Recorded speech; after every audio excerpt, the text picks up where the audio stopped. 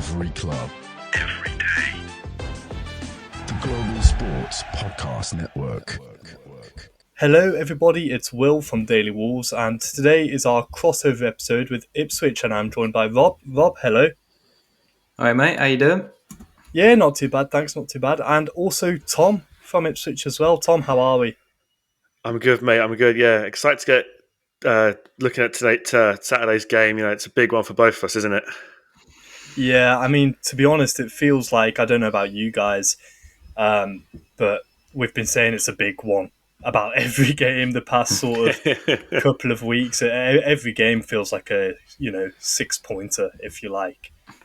But yeah, so to kick us off with, I just wanted to ask you guys, obviously as a newly promoted team, and we've been there just, 5-6 years ago, coming up from the Championship.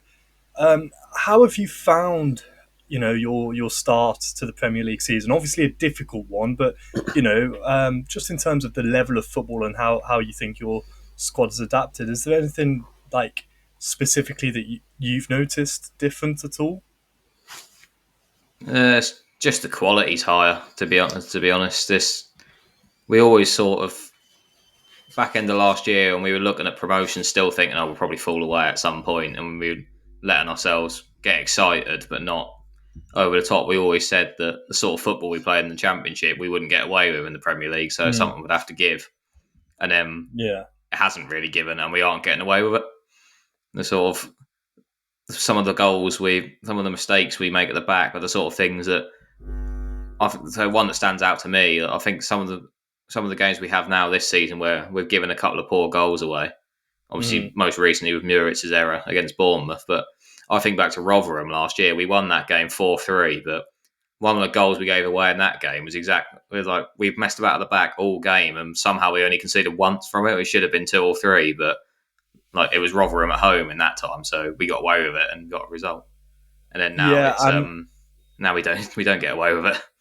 Well, I was going to say there, messing about at the back is something that we are so familiar with here at Daily Wolves. I think we've conceded the most out of any team in the league this year.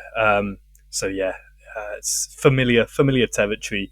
And I mean, as you mentioned, you have to be so much more clinical, I suppose, this level. But you guys, you spoke about just there how you thought that the football you were playing in the Championship you won't be able to get away with in the Prem. But from as far as I'm aware, and Tom, I don't know if you'll be able to tell me any different, but the general consensus around Ipswich is, nobody expected you guys to do well. I mean that in the most respectful way possible. But everyone seems surprised by, the phrase "they're playing decent football" crops up a lot. And is that true? And how much of that would you trade to I suppose be a few places higher up in the table currently? Yeah, it's kind of a double-edged sword, that question, to be honest, Will, because this season we've drawn 6 games. I think only Palace have drawn more than us in the league, so it shows that we've been competitive. A lot of the fixtures, games in which we haven't necessarily expected to get anything from, maybe Villa, United, and obviously our win at Spurs. We play good football in those games. We're relatively competitive. But it's just the games against teams in the bottom half of the table really not showing things. There's the argument of would you like to play, rubbish out of 75% and then snake a few wins, or like we are for the most part being in most of these games and then losing in a really heartbreaking fashion, like we did again this past weekend, and then only have 1 win on the board. So it's a difficult place to be. I am happy with our performances for the most part, but like you said, there's been moments this season when you'd like to think we should be a bit further up the table. We were so close to beating Leicester to get that first home win. This past weekend, we were also close to getting another win at home. So it's the fine margins. That's what I'm really finding in the Premier League. As Rob said, it's much harder, obviously. That goes without saying. But it's those small moments in which we've only slightly lost out on, which sees us in 18th as opposed to us potentially being in 14th if a few more things went our way. Yeah, no, 100%. I mean, I think we've had a fair bit of that. And, in terms of, I don't know if you guys are aware of the whole VAR decisions for and against, we're the team with the most against. And I mean, you can only use that excuse or those fine margins so long before I think personally you need to see some change. So I was just wondering, for us at Wolves being where we are in the table right now, and we're a joint on points with 9 points, and you're sitting just above us. O'Neill is under a hell of a lot of pressure. In fact, I don't know how he's still in the job. I just wanted to know what your thoughts are. Is that a similar situation with McKenna at Ipswich, or are the thoughts just different around that in general? No, I think McKenna's got more than enough credit in the bank. Yeah, I don't think he's ever going to be in danger. I think from the outside point of view, you probably do have to start asking the question at some point when it's how long does it stay on one win for? But from our point of view, that it's like Rob Edwards at Luton last year. You just knew it was never going to happen. There was enough credit in the bank from getting there in the first place that like the only way we know the only way we're going to lose him is because he steps up and gets a better job. He's never going to be forced away unless it is like Rob Edwards at Luton and we go down and then we're at danger of going down again. It would have to be something like that before it even becomes a consideration. So we're more scared that something like a United or someone like that will come and nab it from us if we do go down. Yeah, I mean, you just mentioned there the possibility of unfortunately going down and then going down again. And just to give you guys a bit of context, when I first sort of started supporting Wolves, when I first got my ever season ticket, was when we had that double relegation from the Premier League down into League One, and it's been a sort of quite the roller coaster since then, in terms of sitting on those cold Tuesday nights watching some of the worst football possible being played, but winning League One to then qualifying for Europe and having a good run in that, and an FA Cup semi-final under Nuno, which I suppose from a neutral's point of view, that's sort of what we're known for. And I think it would have been the Nuno era when we've last faced Ipswich in the league. At least I know you actually beat us last year in the cup, which I think was towards the start of O'Neill's era. And I think, this game coming up on Saturday could well be the end of O'Neill's era. Just looking towards Saturday then, I'm just going to briefly look over it. Now, we've got this thing here at Daily Wolves, which I introduced Chris to on our team not so long back, where and it's not been proven wrong just yet. But I don't know if you guys know, Google has a win probability feature for games. And for this one, it is telling me that we have a 50% chance of winning, with an Ipswich win at 25 and a draw at 25. So obviously with that in mind, how confident are or aren't you guys looking ahead towards Saturday? I think, to be honest, looking at that probability thing, that is the only reason you've got 25% more than us is purely because you're at home. Mm-hmm. If you look at points and everything like that and how we've both been playing this season, it is very much equal. Like it really is. Our only win away this season was away. So, that's something to take into. I've actually found recently that our performances at home have been a lot worse than they have been away. I don't know, it's just because there's less pressure when you're on the road. It's kind of us against the world mentality, which I think that's always a good thing to adopt. But I think we've got to go into this weekend thinking we can win. This is one of the few games we can potentially do that on paper. Like I've said earlier on the show today, that our worst performances have been against side we could realistically get something against and maybe slightly expect to. So that's what I'm slightly wary of going into Saturday's game. But, both of us as fans of Wolves and Town, we know we need to start grabbing 3 points instead of the occasional one. And this is one of us. So I've got to go into it this weekend. I don't know about you, Rob, with a point of view that we can win this. Yeah, this must win is a term that is thrown around a lot in these sort of games. Oh, no doubt, obviously, by us a lot of the time, particularly with the games we've had this week as well, which we then haven't won. But this is the definition of must win because the draw suits neither of us.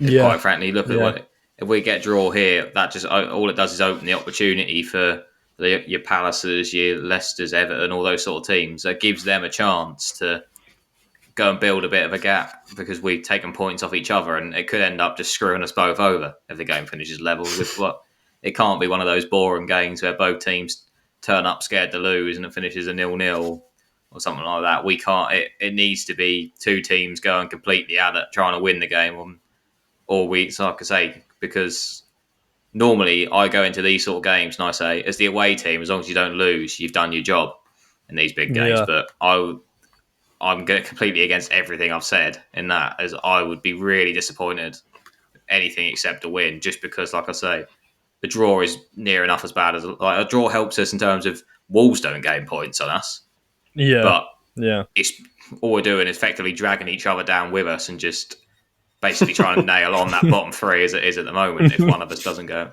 you're almost sort of fighting for your life and just sort of get us out. Don't worry about them. Whereas always at the same time we are trying to you're trying to claw them back down with you. But like I say, it has to be a win simply. Yeah, no, it's funny you should mention that the idea of a draw benefits no one, because those were my thoughts against our game against West Ham that we've just come out of, which dubbed El Sakiko, and both managers have kept their jobs somehow. But it did feel, as I alluded to earlier, every game right now is a must win. Every game has even more pressure on it than we should. I mean, before I give any sort of thoughts in terms of how me and the other guys at Daily Wolves are feeling before Saturday, I just want to take a quick break to remind you that here at Global Sports Podcast Network, we spent a lot of time selecting our delivery platform, and Zencaster came out the clear winner. With 4K video recording from your phone and AI editing that automatically removes all those ums and ahs, it's super easy to start a podcast that sounds great and is delivered efficiently. If you're ready to tell your story, check out the link in the show description to learn more about Zencaster. And now it's time for you two to learn more about Wolves' start to the season and what I think is going to cost us effectively on Saturday. And by that, as you can tell, I'm not confident. I'm really not confident. I mean, you spoke at the start about how clinical and concise you have to be in the Premier League, and going forwards, that's not an issue for us. Our trouble has just been conceding goals like there's no tomorrow. I think we've conceded 38 or 39 so far this season, and I think about 15 or something like that of those have been from set pieces, which is just ridiculous. So, you spoke about having the home advantage, but whether it's been home or away, we've been scoring goals. The game that springs to mind is I think we lost 5-2 away to Brentford. And Rob, as you mentioned there, if you go into that and you think as the away team, if you don't lose, then you've done a good job. By that same logic, as an away team, if your strikers are scoring 2 goals, yet you're not even getting a point, you've done a bad job, I think. And that's been the same for us when we've been at home. And lately, what's worrying is those goals have dried up a little bit. I mean, we beat Fulham 4-1, but since then we only grabbed one against West Ham and got hammered 4-0 away to Everton, which is frankly embarrassing. And I know you guys, you've got some big players. I mean, Delap springs to mind. I can just picture it, a sort of late corner, a late sort of free kick just lumped into the box, and we're shaky. And yeah, I mean, I don't know what what are your thoughts on Wolves so far this season, from what you've seen at least, or based on what I've said. Where do you think that we could potentially cause you issues? Yeah, it's the opposite of what you said, basically, that your problem is Right. letting goals in. But the thing is, you also score a lot of goals. So just having a quick glance at the table, you've scored more goals than the likes of Forest and Villa, who are right up the top of the table. Yeah. So Yeah. you haven't got, you know where the net is, and we tend to, we haven't conceded as many goals as some of the other teams around us, but we tend to give a lot of opportunities away from mistakes, and people with the quality of, I mean, obviously Cunha is the obvious one. If you give someone like him half a chance on a mistake, he's going to take it. And I look at Palace the other week, that was one of the dullest games I've seen for a long time, destined to be 0-0. We made one mistake, and but it was, we gave that mistake, and it created a chance for someone with enough quality as Mateta, who took it and scored. And that's my worry again, that Wolves again have that players that if we make those sort of mistakes, it could be a dry 0-0 game, and we'll gift a goal again. As even Bournemouth, we gifted the first one back to Bournemouth and then got under the cosh. So we've got mistakes in us, and like you say, you know where the goal is. It might have dried up a bit recently, but the way to get out of that sometimes is to get one handed on a plate here, which we seem to have a really horrible habit of doing for our opponents. So that's my fear. Tom? Tom, do you have anything to add to that? Yeah, I mean, I'll just say here, guys. I know we're both Knights, but we're still in the Prem. Come on, let's not have a complete negative hour here. But no, I mean, I'm looking at Wolves across the season. Yeah, obviously, conceding goals has been a big issue.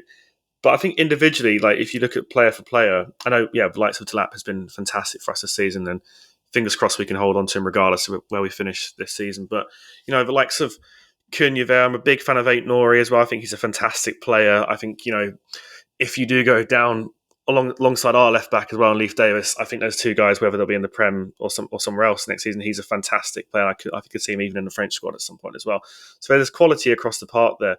I just think from our perspective, you said that you could see us scoring a late set piece goal. I don't think we've scored from a corner all season, so you shouldn't have much I was going to say that there. Yeah, I was going to bring up. We're the only team in the league to have not scored a headed goal this season. Well, look, now is your chance, and I can't stress this enough. I can't stress this enough. If you haven't scored one already, you are going to. I think we've already played Man United, though. They're the other ones up there with you who can't defend them. We didn't score one against Man United. The one thing I would say, I mean, there's two things.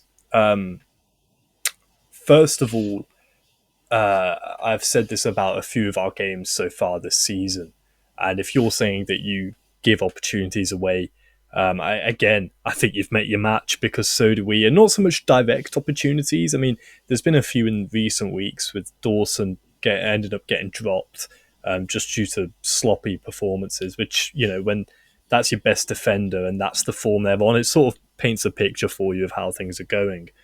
But I've been quite critical, and Tom, I'm sorry to continue down this sort of route of negativity, but it's a Daily Wolves podcast, and I'm on it, so it's it's not going to be sunshine and rainbows, unfortunately.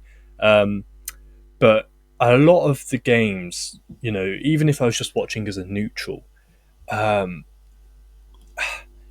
apart from the likes of Cunha, who, of course, everybody mentions, and rightly so, because it's a sort of, it seems to be, if you stop him, you stop Wolves at times. But apart from him and one or two moments of, just obscene skill, the games have lacked quality and just appear to be just a match of two teams who just can't defend, just simply don't know how to defend, and that's what's cost us so much so far. So if you saying that you think that you'll give away chances, I can't imagine this being a boring game, which is funny because going back a few weeks, I suppose, as you guys have both mentioned, you've drawn a lot of games so far this season. I would have killed for that. I would have killed for just a boring 1-1 draw in a couple of our past fixtures, if not all of them. But now it's getting to that period where, as we've both mentioned, we need to be going at it. We really do. And I mean, Tom, you mentioned there Cunha and Aït-Nouri. Obviously, probably our two most skillful players, and I'm glad that Aït-Nouri got a mention, because people, neutrals outside of Wolves, often overlook him. and he is one of the silkiest footballers I've ever watched. But is there anyone in particular? Is there anything in terms of a man-to-man thing that you can see being an issue for us, for Wolves? Is there anyone who we should be wary of, apart from just whenever there's a set piece? Yeah. I mean, from our perspective going forward, we, like Rob said, we have struggled to score a fair few this season. I think looking at just how you guys recently lined up with, is it 3-5-2? Is that how it generally is, or Yeah, it chops and changes. 3-4-2-1? It just depends what the guaranteed is that it's going to be Cunha and Strand Larson as a two up front. Well, I say that it just depends what side of bed Gary gets out of in the morning when he spins the wheel for his team sheet. So yeah, Right. Okay. I mean, for us, our front three behind the lap kind of does change on a weekly basis. It's hard for us to really predict. We've had a few injuries at the start of the season, like Ogbene, who we got from Luton, who I thought would have been that solid right side of midfielder if the season went on. Because I think him up against St. Laurie would have been the battle going into this weekend because he's a really strong player. It does seem to be the kind of thing we say a lot of the time when we speak to our colleagues at different podcasts, is that because our left side, I think, is our strongest part of the field with the likes of Leif Davis, who's one of the best left backs in the Premier League, in my opinion, as well as Sam Schmodix out on the left, who does sometimes drift in. But then again, from your perspective, with Nori and Cunha kind of being the left side, it's the same as well. So it really, for me, it's whichever side of that pitch can get control of the game the most is what's going to hopefully win a game for one of us. Either there or if you look at the middle of the park, I'm really impressed recently with Jens Kuyuste, who we got on loan from Napoli this season. He's kind of come into the team and bullied Calvin Phillips out of that position, become a fan favourite, one player of the month for us as well, putting some really great performances. He didn't start against Bournemouth last week. I don't know if that was just a fitness thing or something else at play, but I'd like to see him back this week because I think, considering the amount of width you guys have, and with him in the middle and then Amari Hutchinson potentially in front of him, that's somewhere we hopefully can capitalise as well. But it's really difficult to say when we've been this equal all season. I think it's going to be an individual or individuals who will be the difference maker rather than an overall team performance, to be honest, which is what we've both allowed in all season, isn't it? Yeah, and it's no real way to sort of get anywhere over the course of a season. You can't rely on individual moments. But before we go into any more detail, I'd just like to give out a quick reminder that this podcast is part of the Global Sports Podcast Network, the only network bringing you exclusive daily news and views on your Premier League team, the Premier League, women's football and fantasy football. A unique listening experience that puts fans first, bringing you the very latest breaking news from your team. Subscribe wherever you get your podcasts and make us your first listen every day. Global Sports Podcast Network, every club, every day. But yeah, no, it's funny you should mention, like you said, the sort of individual moments that we're both relying on, and that could both cost us as well, I imagine. I mean, I don't know if you guys are aware, but our goalkeeper seems to be chopping and changing. We it's a long old story, but we signed Sam Johnston for 10 million despite being told that we had no money to spend and not bringing in a centre-back that we needed, for him to play a few games and then get dropped and then have a falling out with O'Neill apparently, and then he played against West Ham and there was no Sarr in the squad at all. So it's a weird one. But the one thing I did just want to pick up on, Tom, because it leads me nicely onto my next question for you guys, is you mentioned, and it's stuck out for me, you said how even we have been so far this season. Now, I don't know if I'm correct in saying this, but as a newly promoted side, I would imagine that, if you knew that you'd be saying that you'd been even with Wolves so far this season, who, I don't want to say we're an established Premier League team now, but we've been here for 6-7 years since we got promoted. What sort of atmosphere is there around Ipswich right now? Because from a Wolves point of view, the fact that we're,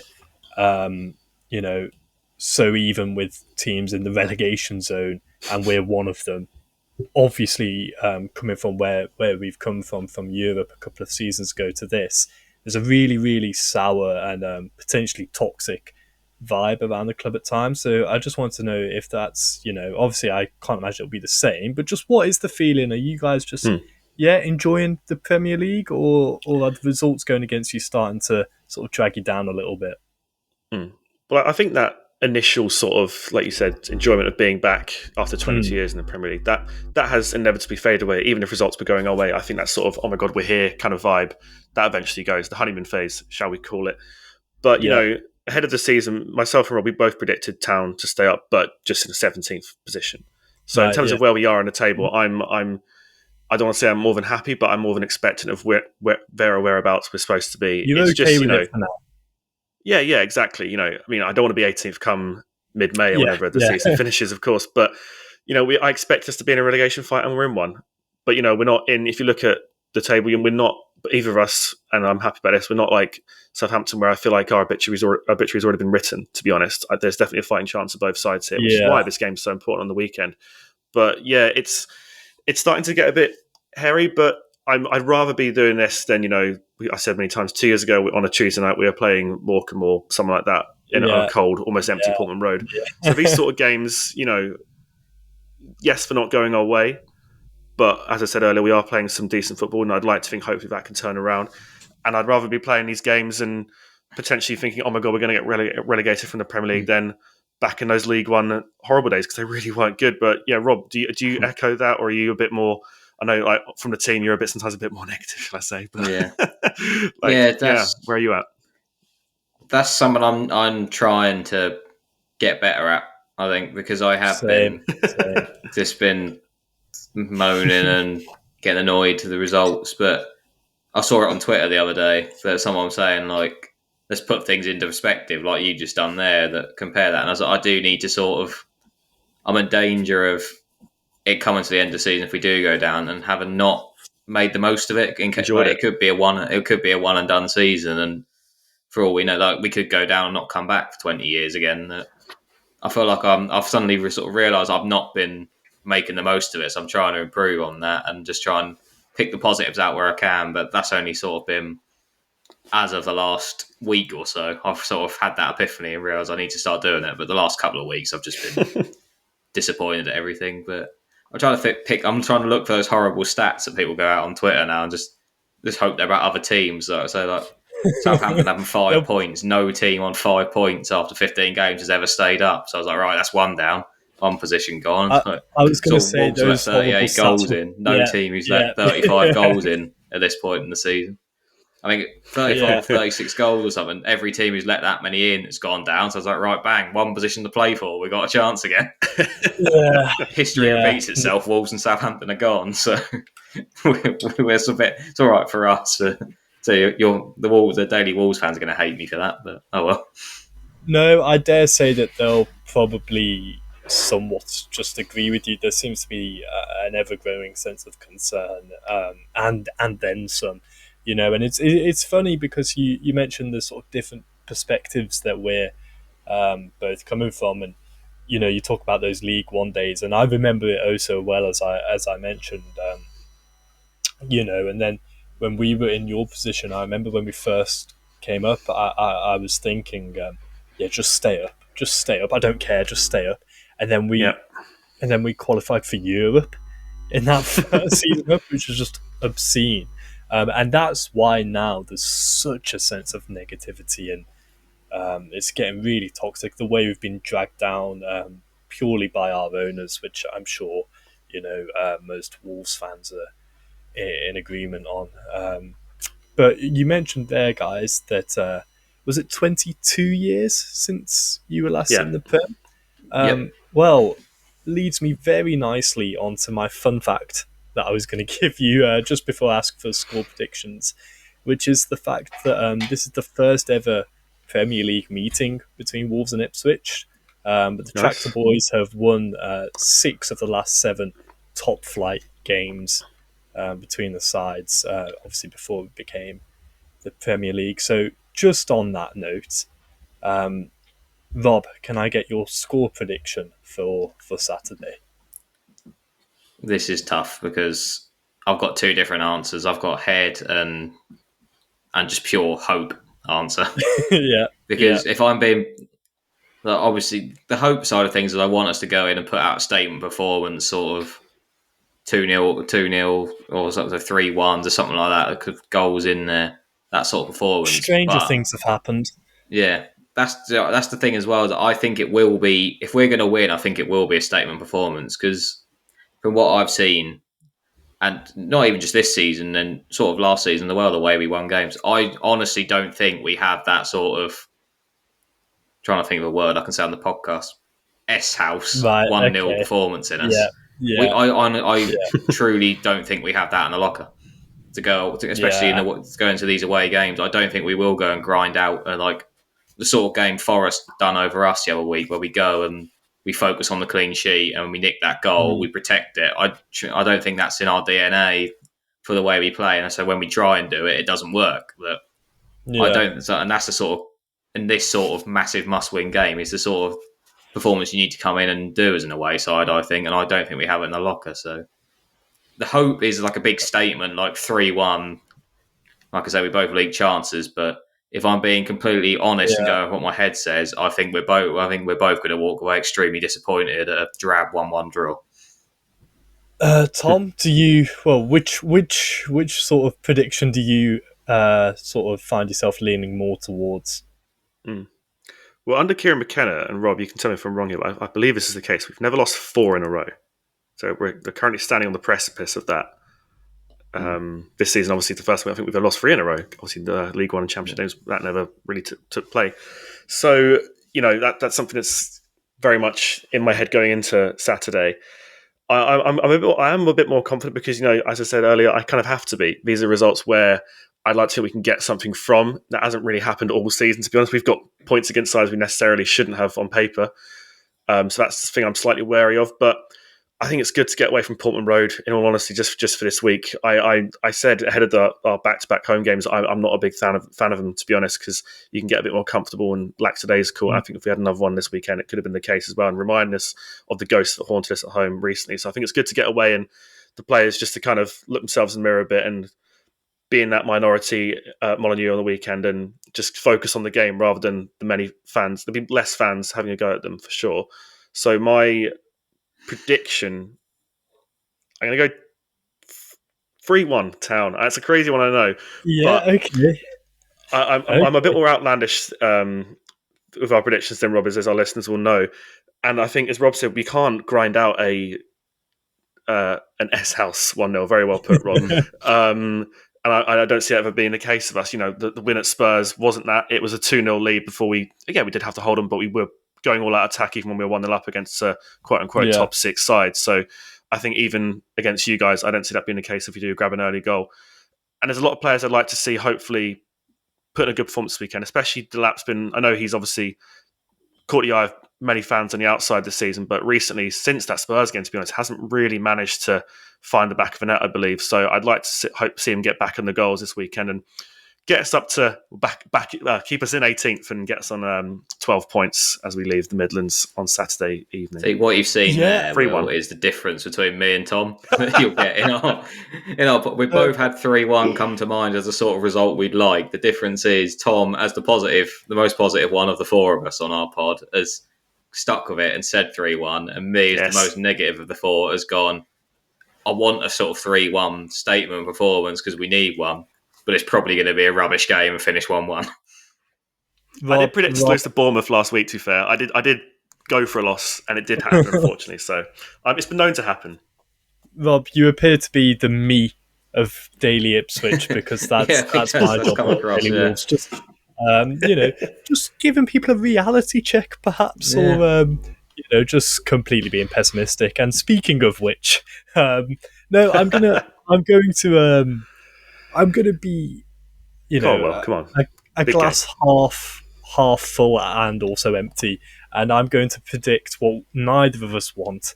I see it being a draw, purely because I can't bring myself to predict us losing at home to a newly promoted team, even though that could well happen.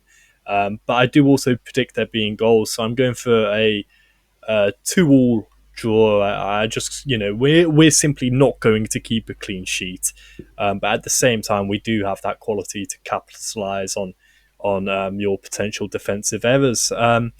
And with that, guys, it concludes today's crossover episode. So thank you both for joining. And I'm going to close with, and I apologise to the Ipswich listeners, I'm going to close with our sort of catchphrase that's attached itself to our Daily Wolves podcast, which is "Out of darkness cometh light." Thank you. Every club, every day. The Global Sports Podcast Network.